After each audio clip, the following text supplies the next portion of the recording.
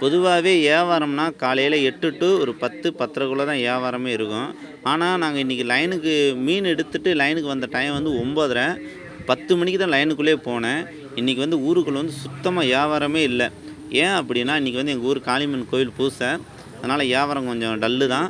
எப்படியோ கஷ்டப்பட்டு ஓரளவு விற்றுட்டு வந்திருக்கேன். ஆனால் இங்கே பாருங்கள், மணி 12 ஆச்சு. 12 மணிக்கு மீன் அப்படியே தான் இருக்குது.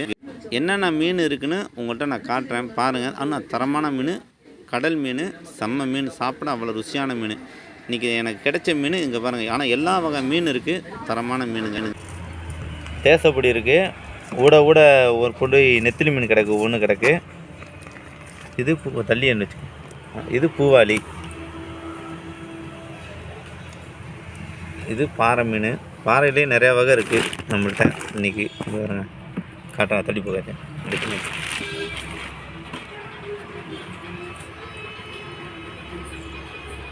இது பாருங்கள், இது வந்து வட்டமாக இருக்குது. இது நல்லா இருக்குது இந்த பாறை. இது வந்து தேங்காய் பாறை. இது வந்து நாராயண பாறை.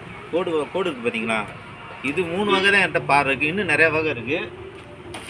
ராஜா அங்கேயே இருமா.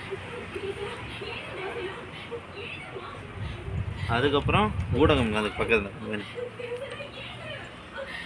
ஊடகம் மீன் சாப்பிட செம்ம டேஸ்ட்டாக இருக்கும்.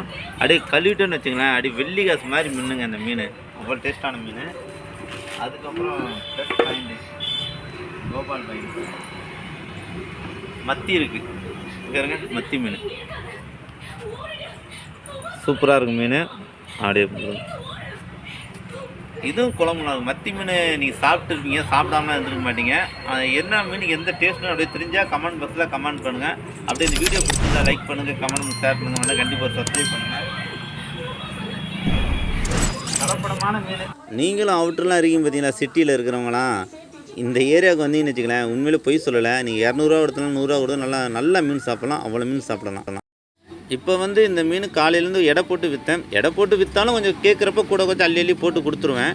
இப்போ என்ன பண்ண போகிறோம்னா, இப்போ வந்து ஒரு ஓரமாக இருக்கிற இந்த கொஞ்சம் சிட்டியை விட்டு கொஞ்சம் ஒதுக்குப்புறம் ஒரு கிராமங்களில் போனால் ரொம்ப கொஞ்சம் கம்மியான ரேட்டுக்கு தான் கேட்பாங்க. அப்போ என்ன பண்ணால் கொஞ்சம் கூட குறைச்சி கொடுத்தா தான் வியாபாரம்.